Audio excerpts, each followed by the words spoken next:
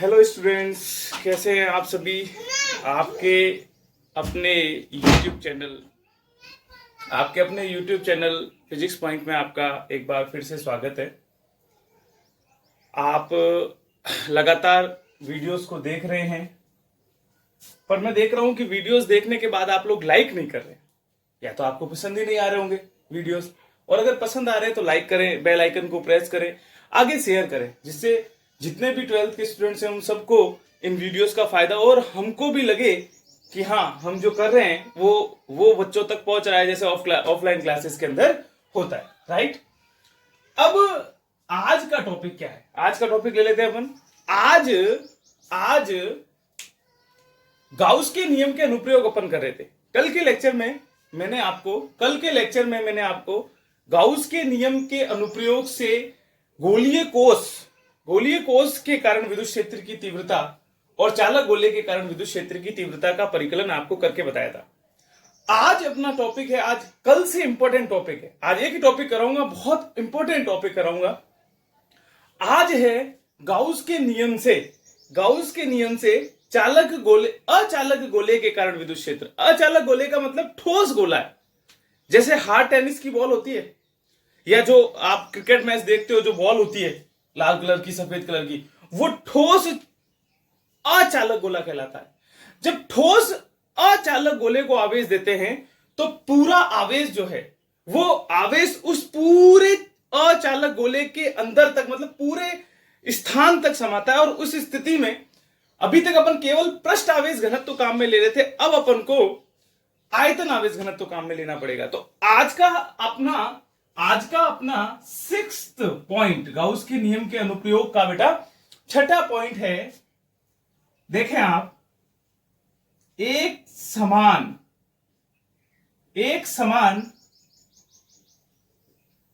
आवेशित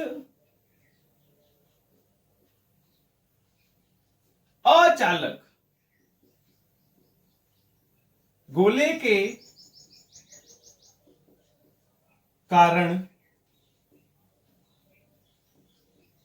विद्युत क्षेत्र की तीव्रता। आज का टॉपिक है बेटा असमान आवेशित अचालक गोले के कारण विद्युत क्षेत्र की तीव्रता। मैंने अचालक गोला आपको समझा दिया है, कल के जैसा ही है टॉपिक। कल आपने जो पढ़ा था कि एक आवेशित गोला है, उस आवेशित गोले के बाहर सतह पर और अंदर विद्युत क्षेत्र की तीव्रता का परिकलन अपन को करना है, तो यहां पर भी वही पॉइंट है, परंतु व्यवहार कुछ चेंज होगा। किस तरह से चेंज होगा उसको आप देखें। मैंने कहा कि ये मान लीजिए एक आर त्रिज्या का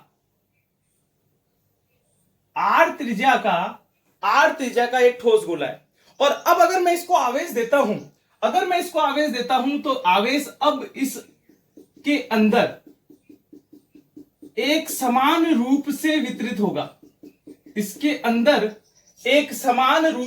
होगा। इसको मैंने क्यू आवेश दिया और इसका आवेश घनत्व रॉ। देखो लैंग्वेज को आप समझे। माना कैपिटल आर त्रिज्या का एक ठोस अचालक गोला है। माना कैपिटल आर त्रिज्या का एक ठोस अचालक गोला है जिसे क्यू आवेश देने पर, स्मॉल क्यू आवेश दिया है, जिसे क्यू आवेश देने पर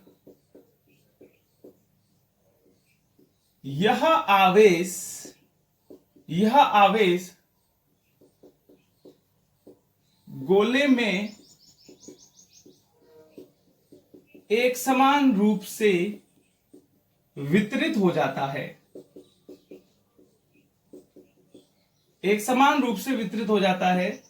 जिसका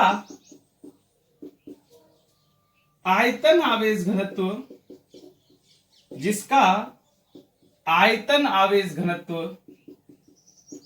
रॉ है। अतः रॉ क्या हो जाएगा? रॉ आयतन आवेश घनत्व यानी आयतन बटा आवेश। क्या होगा? आवेश बटा आयतन। तो आवेश Q और आयतन 4/3 पाई आर कैपिटल आर। ये मैं काम में लूंगा, इसलिए मैंने रॉ का मान पहले ही निकाल के रख दिया। ठीक है, अब इसके कारण भी, इस आवेशित गोले के कारण, इस आवेशित गोले के कारण निम्न 3 स्थितियों में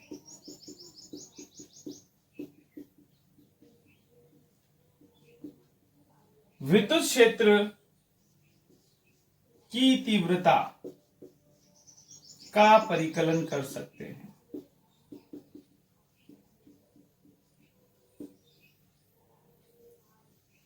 कौन कौन सी 3 स्थितियां हैं आपको पहले से आता है, मैं आपको बता चुका हूं। गोले के बाहर स्थित बिंदु P पर, गोले की सतह पर स्थित बिंदु P पर, और गोले के भीतर स्थित अगर बिंदु है तो उस स्थिति में विद्युत क्षेत्र क्या होगा। तो फर्स्ट केस, फर्स्ट पॉइंट है बेटा, फर्स्ट पॉइंट है क्या है फर्स्ट पॉइंट, अचालक गोले के बाहर स्थित, अचालक गोले के बाहर स्थित बिंदु पर विद्युत क्षेत्र की तीव्रता, यानी R का मान, अब आपको मैं समझा चुका हूं, ये स्मॉल r का जो मान है वो कैपिटल R से, स्मॉल r का जो मान है वो कैपिटल R से ज्यादा है। इसको यहां समझे अब आप। इसको समझने के लिए मैंने कहा ये आपने कर रखा है वो सेम ही पॉइंट रहेगा, ही ज्यादा इसमें चेंजेस नहीं है। ये आपके पास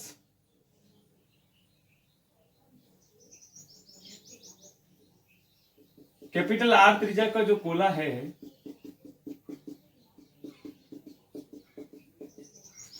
इससे OP बराबर स्मॉल r त्रिज्या, ये OP बराबर स्मॉल r मतलब P बिंदु पर जो गोले के बाहर स्थित है, P बिंदु पर विद्युत क्षेत्र की तीव्रता का परिकलन करना है। और P बिंदु पर विद्युत क्षेत्र की तीव्रता का परिकलन करने के लिए, P बिंदु पर विद्युत क्षेत्र की तीव्रता का परिकलन करने के लिए OP बराबर स्मॉल r त्रिज्या के, OP बराबर स्मॉल r त्रिज्या के एक गोलाकार गाउसियन पृष्ठ की कल्पना कर लेते हैं। अब ये OP बराबर स्मॉल r त्रिज्या का जो गोलाकार गाउसियन पृष्ठ है, ये इस अचालक ठोस गोले को क्या है, पूरी तरह से ढके हुए। अगर मैं यहां पर किसी अल्पांश पर विचार करूं तो इस अल्पांश पर मैंने कल भी बताया था विद्युत क्षेत्र और क्षेत्रफल सदिश, इस अल्पांश पर विद्युत क्षेत्र और क्षेत्रफल सदिश एक दूसरे के अनुदिश होंगे, क्योंकि क्षेत्रफल सदिश की दिशा उस बिंदु पर खींची गई स्पर्श रेखा के अभिलंबवत होती है, और धनात्मक आवेश, गोलीय धनात्मक आवेश के कारण विद्युत क्षेत्र वैसे भी क्या होता है, पृष्ठ के तल के अभिलंबवत बाहर की ओर होता है। तो इस बिंदु पर विद्युत, और ऐसे ही आप कोई भी अल्पांश इस पूरे पृष्ठ पर, इस पूरे गोलाकार गाउसियन पृष्ठ पर कहीं पर भी अगर आप कोई पॉइंट लेते हैं तो उस पॉइंट के कारण विद्युत क्षेत्र और क्षेत्रफल सदिश एक दूसरे के अनुदिश आएंगे। तो अलग अलग इसको लेने की जरूरत नहीं है, यहां क्या कर देंगे, इसके कारण विद्युत क्षेत्र और विद्युत क्षेत्रफल सदिश एक दूसरे के अनुदिश है, तो इस छोटे से भाग के कारण, इस छोटे से भाग से निर्गत विद्युत फलक्स निकाल देंगे और उस पूरे का समाकलन कर देंगे। तो इस वाले केस में क्या करेंगे, बंद पृष्ठ से निर्गत फ्लक्स, बंद पृष्ठ से निर्गत फ्लक्स कितना आएगा, फाई ई बराबर sigma Q upon epsilon note, और सिग्मा क्यू पूरा गोला है अभी क्यू के बराबर है, तो फाई ई बराबर क्यू अपॉन एप्सिलॉन। ये तो गाउस का नियम हो गया ना, सॉरी, इसको या तो यहां लिख दो बंद पृष्ठ से निर्गत फ्लक्स गाउस के नियम से, है ना, ये ले लो, तो ये लो हो गया। और अब फाई ई जो होता है फॉर्मुलाइज, वो होता है क्लोज इंटीग्रल ई वेक्टर डॉट डीएस वेक्टर, ये भी होता है। और आपको अलग अलग लेने की जरूरत नहीं है। ये हो गया फाई ई बराबर क्लोज इंटीग्रल ई डी एस कॉस 0 डिग्री, ई डी एस कॉस 0 डिग्री, क्योंकि दोनों एक दूसरे के केंद्र से। तो ये हो गया बेटा फाई ई बराबर, ई बाहर आ जाएगा और डी एस फाई ई बराबर E into 4 pi small r. इस समीकरण 1 और 2 को बराबर करो आप 1 और 2 से, तो आपके पास आ जाएगा E into 4 pi r square बराबर Q upon epsilon, right, Q upon epsilon naught. तो ये हो जाएगा बेटा E, और इसको मैंने लिख दिया O। ई ओ का मतलब मैं आपको समझा चुका हूं। ई ओ का मतलब होता है बाहर बिंदु है, E outside, intensity of electric field outside the sphere. तो ये हो गया आपके पास Q अपॉन 4 पाई स्मॉल, ये मैंने कैपिटल क्यों लिखा, sorry, small R, 4 pi small R square into 1 upon epsilon naught. तो ये हो जाएगा बेटा 1 upon 4 pi epsilon naught Q upon small, तो ई नॉट बराबर आ जाएगा के क्यू अपॉन आर, यानी अभी भी वही विद्युत क्षेत्र आ रहा है जो पहले था, E naught inversely proportional to R square, ठीक है। और सदिश रूप में ई नॉट वेक्टर बराबर K Q upon are vector का स्क्वायर आर। अब इसको अगर आप आवेश घनत्व के रूप में लिखना चाहें, इसी को समीकरण 3 को आवेश घनत्व के रूप में अगर आप लिखना चाहें तो कैसे लिख सकते हैं, ई नॉट बराबर 1 upon 4 pi epsilon not into Q upon, right. और ये हो जाएगा आपके पास ई नॉट बराबर, यहां आ जाएगा आपके पास 1 अपॉन 4 पाई एप्सिलॉन नॉट को अलग कर दो हम। अगर मैं देखो आवेश घनत्व जो होता है वो होता है Q upon 4/3 pi r cube. तो ये Q का मान समीकरण 1 से रख देते हैं ना, सिंपल हो जाएगा। 4 पाई एप्सिलॉन 0 ये हो गया। Q की जगह अपन क्या लिख सकते हैं बेटा, Q की जगह लिख सकते हैं rho into 4/3 pi r capital cube, pi are cube हो गया।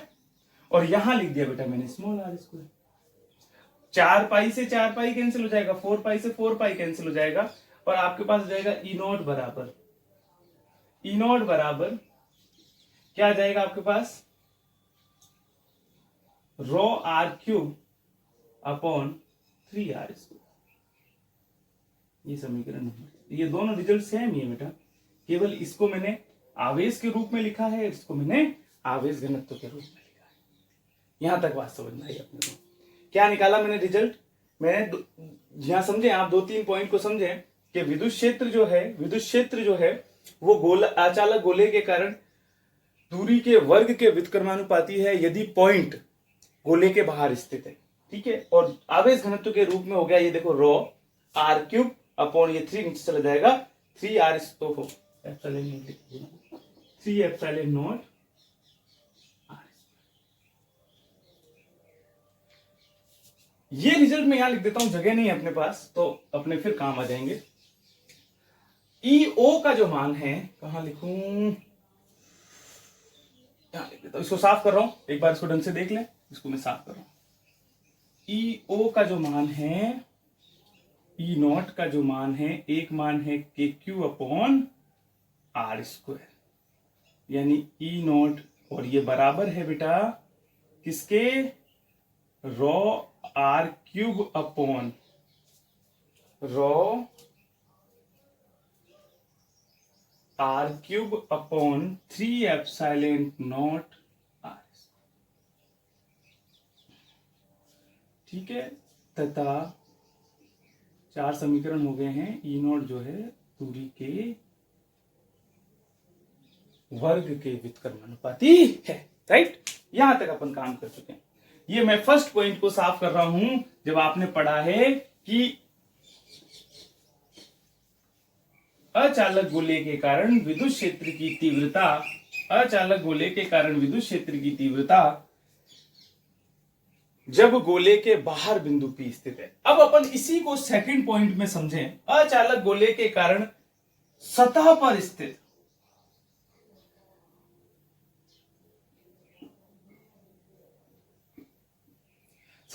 स्थित बिंदु पर विद्युत क्षेत्र की तीव्रता, यानी अब R बराबर क्या हो जाएगा बेटा, कैपिटल आर।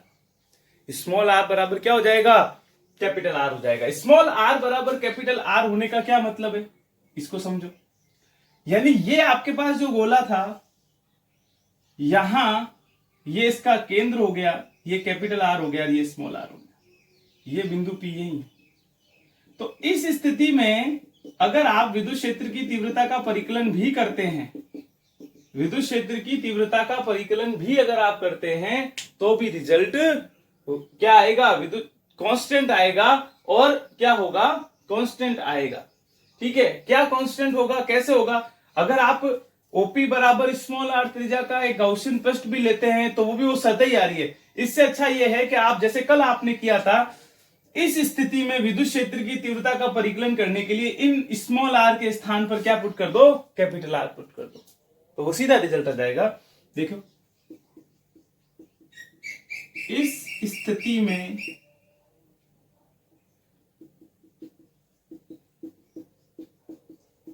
विद्युत क्षेत्र की तीव्रता का, इस स्थिति में विद्युत क्षेत्र की तीव्रता का परिकलन करने के लिए समीकरण 3 व 4 में स्मॉल आर के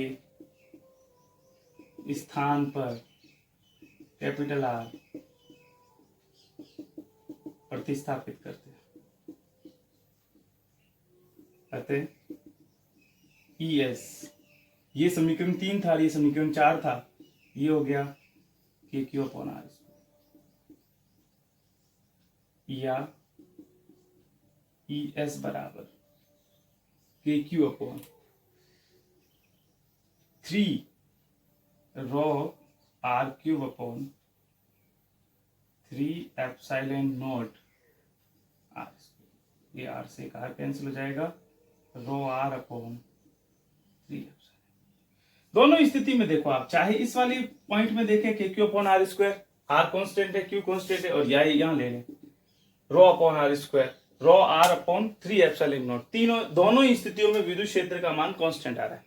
यानी यहां अगर गोले के बाहर, अचालक गोले के, एक समान आवेशित अचालक गोले के बाहर अगर बिंदु P है, तो विद्युत क्षेत्र दूरी के वर्ग के व्युत्क्रमानुपाती रहता है। मतलब जैसे जैसे पॉइंट आगे जाएगा, विद्युत क्षेत्र का मान क्या होता जाएगा, कम रहता जाएगा। परंतु सतह पर तो भाई, सतह पर यहां है, यहां विद्युत क्षेत्र और क्षेत्रफल सदिश ऐसे है, कहीं पर भी जाओगे तो स्मॉल r तो सेम ही रहने वाला है, इसलिए विद्युत क्षेत्र का मान क्या होता है, कांस्टेंट होता है। तो ये सेकंड केस हुआ, जब अचालक गोले के भीतर, मतलब अचालक गोले की सतह पर स्थित है।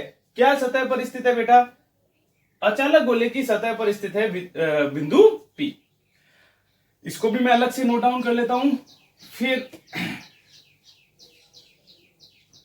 यानी यहां मैं लिख देता हूं, ये तो फर्स्ट केस हो गया। सेकंड केस में ES आया था, और ES का मान एक तो आया KQ/R², और एक आया ρ R/3 एप्सिलॉन। ये सेकंड केस है, ये बाहर स्थित बिंदु पर है और ये सतह पर है। अब तीसरा, ये तो कल ही करे थे, सेम ही आया था रिजल्ट। अब तीसरा और सबसे इंपॉर्टेंट पॉइंट है बेटा, तीसरा और सबसे इंपॉर्टेंट पॉइंट ये है कि अगर भीतर स्थित हो, बिंदु P जो है वो अचालक गोले के भीतर स्थित हो, अचालक गोले के भीतर स्थित हो। तीसरा पॉइंट, अचालक गोले के भीतर स्थित, भीतर इसके अंदर। अब यहां बहुत इंपॉर्टेंट चीज है, इसको आपको समझना चाहिए, बहुत ही इंपॉर्टेंट पॉइंट। भीतर स्थित बिंदु का क्या मतलब है, जैसे ठोस गोला है, ठोस गोले के अंदर अगर आप पॉइंट ले रहे हो, तो उस पॉइंट के बाहर जो भी आवेश है वो उस पॉइंट पर विद्युत क्षेत्र नहीं लगाएगा। नहीं आई बात समझ में, जो भी आवेश उस पॉइंट के अंदर अंदर की तरफ होगा वो तो उस पर विद्युत क्षेत्र लगाएगा, परंतु जो उसके बाहर की तरफ है उसकी विद्युत क्षेत्र रेखाएं बाहर की ओर होंगी, वो उस बिंदु पर विद्युत क्षेत्र नहीं लगाएगा।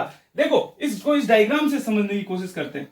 ये आपने कहा कि आपका ठोस, ये आपके पास ठोस अचालक गोला है, ये इसका केंद्र आपने माना और ये इसकी कैपिटल आर त्रिज्या, और यहां से ये मान लीजिए स्मॉल पी है बिंदु, यहां विद्युत क्षेत्र की तीव्रता का परिकलन करना है।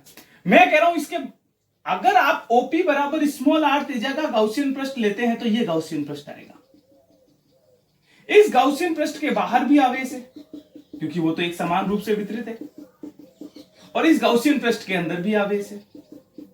टोटल आवेश जो है वो क्यू है, टोटल आवेश क्यू है, बाहर भी है अंदर भी है। मैं कह रहा हूं इस बिंदु P पर गाउसियन पृष्ठ के अंदर जो आवेश है, गाउसियन पृष्ठ के अंदर जो आवेश है केवल वही विद्युत क्षेत्र लगाएगा। गाउसियन पृष्ठ के बाहर जो आवेश है उसकी क्षेत्र रेखाएं बाहर की ओर होंगी, इसका मतलब वो इस बिंदु पर विद्युत क्षेत्र नहीं लगाएंगे, विद्युत बल नहीं लगाएंगे। तो ऐसी स्थिति में अपना एक काम तो और बढ़ गया, यहां एक काम यह बढ़ गया कि अपन को ओपी बराबर स्मॉल आर त्रिज्या के गाउसियन पृष्ठ में आवेश की मात्रा परिकलित करनी पड़ेगी, क्योंकि अपन को तो टोटल आवेश क्यू पता है। मान लीजिए इसके अंदर क्यू डैश आवेश है तो क्यू डैश आवेश का मान पहले ज्ञात करना पड़ेगा और फिर अपन इस गाउसियन पृष्ठ से निर्गत फ्लक्स वाला डेफिनेशन और गाउस का नियम काम में लेकर के निकाल सकते हैं। तो सबसे पहले आवेश की मात्रा निकालो आप। सबसे पहले आवेश की मात्रा माना ओपी बराबर स्मॉल आर त्रिज्या के पृष्ठ में आवेश की मात्रा क्यू डैश है। तो आवेश बराबर क्या होता है, क्यू डैश बराबर आवेश बराबर आयतन इंटू आवेश घनत्व 4/3 पाई स्मॉल आर क्यूब। आयतन पृष्ठ इसका आयतन और आवेश घनत्व रो, और रो का मान समीकरण 1 से ये पड़ा, क्या आएगा 4/3 pi are cube into 4/3 sorry Q upon 4/3 pi capital R. 4/3 pi से 4/3 पाई कैंसिल हो जाएगा, क्यू डैश का मान आएगा Q r cube upon capital R. ये समीकरण वहां तक अपन ने 5, 6 और ये समीकरण ये क्यू डैश का मान होगा। ये मान अपन को लेना जब अपन अब देखो, अब बंद पृष्ठ से निर्गत फ्लक्स देखना, बंद पृष्ठ से निर्गत फ्लक्स जब आप लोगे तो अब क्या आएगा, बंद पृष्ठ से निर्गत फ्लक्स फाई ई बराबर क्लोज इंटीग्रल, अच्छा चलो ठीक, E vector dot d s vector इसको पहले कर लेते हैं। तो ये हो जाएगा E d s cos 0 degree और फाई ई बराबर ई बाहर आ जाएगा और integral of d s phi E बराबर ई 4 पाई स्मॉल आर। और अब गाउस के नियम से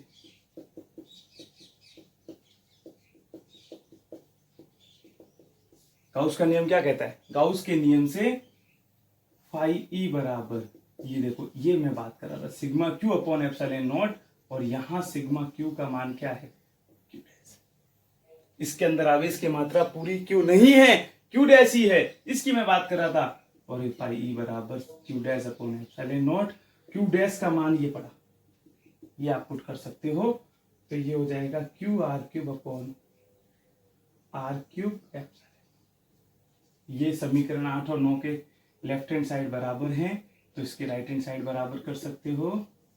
समीकरण 8 व 9 से आपके पास क्या आ जाएगा बेटा, आपको आ जाएगा ई 4 पाई आर स्क्वायर बराबर Q r square upon are cube. एक मिनट, यहां भी क्यू भी है। देखो अब यहां से इसको सॉल्व करने की कोशिश करते हैं। एक आर स्क्वायर से ये आर स्क्वायर, एक आर बचेगा, ये ई और अंदर की है तो इनसाइड दिस पेयर ई इन लिख दिया मैंने। ई इन बराबर ये हो गया 1/4 पाई एप्सिलॉन नॉट, 4 पाई ये और एप्सिलॉन नॉट ये, और ये Q R upon capital R, यानी ई इन बराबर K Q upon are cube, परंतु एक आर एक्स्ट्रा है। यानी ये बात अब आपको समझ में आ रही होगी कि यहां विद्युत क्षेत्र 0 नहीं है और ये दूरी के समानुपाती है, दूरी के समानुपाती है। सदिश रूप में इसको लिखेंगे तो ई इन बराबर K Q upon are cube R vector, K Q upon are cube R vector. दिशा में तो कोई दिक्कत नहीं है, आपने दिशा हर बार निकाली है, ये ई वेक्टर और डीएस वेक्टर की दिशा है। ये आपका पॉइंट आया बेटा, ये आपका पॉइंट आया है कि अब सतह के अंदर जाने पर विद्युत क्षेत्र का मान दूरी के समानुपाती होता है और केंद्र पर जो है वो ई इन जो है ईसी सेंटर पर ईसी का मान क्या हो जाएगा, के क्यू आर क्यूब इंटू 0, यानी ईसी केंद्र पर विद्युत क्षेत्र 0 हो गया। अब आप इस चीज को ढंग से समझ सकते हो, केंद्र पर विद्युत क्षेत्र का मान 0 हो गया, केंद्र पर विद्युत क्षेत्र का मान 0 हो गया। सतह तक विद्युत क्षेत्र का मान धीरे धीरे बढ़ेगा, समानुपाती है आर के, और सतह पर अधिकतम हो जाएगा, सतह पर अधिकतम हो जाएगा और उसके बाद दूरी के साथ वो क्या हो जाएगा, घटने लग जाएगा। ये बात समझ में आई आपके कि गोले का, एक ठोस अचालक गोले का व्यवहार चालक गोले और गोली कोष से किस प्रकार से चेंज होता है। चालक गोले और गोली कोष के अंदर आवेश की मात्रा 0 होती है, यहां केवल केंद्र पर विद्युत क्षेत्र का मान 0 है और बाकी विद्युत क्षेत्र जो है वो धीरे धीरे बढ़ रहा है। इसको भी आप चाहो तो रॉ के रूप में लिख सकते हो। क्यू का मान अगर रॉ के रूप में लिखें, समी आवेश की जगह यहां देखो, ये हो गया के अपॉन आर क्यूब और इंटू आर, ये आ जाएगा आपके पास क्यू के स्थान पर rho into 4/3 pi are cube से आर क्यूब कैंसिल हो जाएगा आपका, है ना। तो ई इन का मान आपके पास आ जाएगा, के की जगह भी आप 1/4 पाई एप्सिलॉन नॉट लिख दें, तो इसे हो जाएगा रॉ इंटू 4/3 पाई आर 4/3 पाई, और ये 4 से 4 कैंसिल, पाई से पाई कैंसिल, तो ई इन का जो मान है, ई इन का जो मान है वो क्या आएगा बेटा, ई इन का मान आ गया आपके पास रॉ आर अपॉन 3 यहां से भी आपको समझ में आ रहा है कि ये दूरी के समानुपाती है, दूरी के समानुपाती। तो इन पॉइंट्स को भी अगर आप देखें तो लिख लेते हैं अपन, यही तो आ रहा है ना, ठीक है। इन पॉइंट्स को भी अपन यहां लिख लेते हैं, फिर आपको ग्राफ समझाते हैं। डाउट क्लास के अंदर एक बच्चे ने ग्राफ पूछा था कि सर ग्राफ समझ में नहीं आया है, तो उस ग्राफ को अपन आज डिस्कस कर लेते हैं। एक तो आया के Q upon r cube r, एक आया रो आर अपॉन 3 यानी ई इन जो है वो दूरी के, ये आ गया अंदर सतह पर, और ई सी केंद्र पर 0। अब अपन यहां पर ग्राफ की बात करेंगे। अब अपन किसकी बात करेंगे, अब इसके ग्राफ की बात करेंगे। यहां तक आपको अगर समझ में आ गया है तो मैं ग्राफ को ले लेता हूं।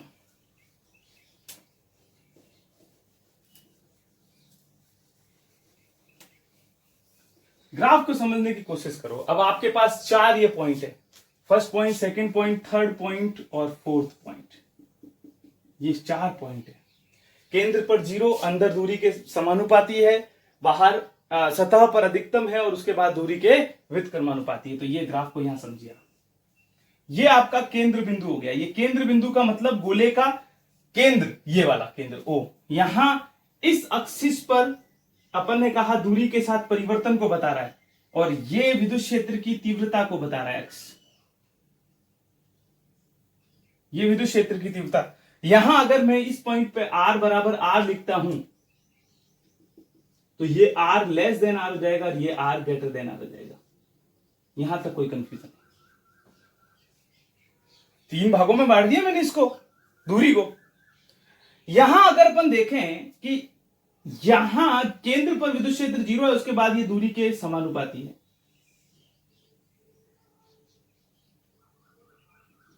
ये यहां अधिकतम हो गया, ये तो हो गया ई इन, समानुपाती R, ये हो गया ES बराबर KQ अपॉन R स्क्वायर बराबर रो R अपॉन 3 एप्सिलॉन। उसके बाद दूरी के वर्ग के व्युत्क्रमानुपाती है तो ऐसे आएगा EO इनवर्स। तीन अलग अलग क्षेत्रों में उसका व्यवहार अलग अलग समझो ना आप। यहां इसका व्यवहार है दूरी के समानुपाती, यहां इस पॉइंट पर अधिकतम हो गया, उसके बाद दूरी के वर्ग के व्युत्क्रमानुपाती। तो तीनों ग्राफ, तीनों जो पॉइंट हैं वो एक ही ग्राफ में आपको प्रेजेंट करने पड़ेंगे। अब क्या सर इस तरफ क्या है? अरे भाई इस तरफ पॉइंट ना लेकर के इस तरफ ले तो अगर आप इतना भी बना के आओगे तो भी ठीक है, पर फिर भी यहां पर भी देख लो, ये पॉइंट अगर मैंने कह दिया R बराबर R है तो ये R लेस देन R हो जाएगा, ये R ग्रेटर देन R हो जाएगा। यहां पर भी वही बात हो जाएगी।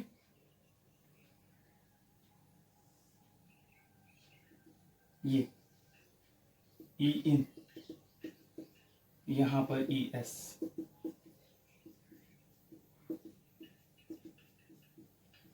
और ये दूरी की,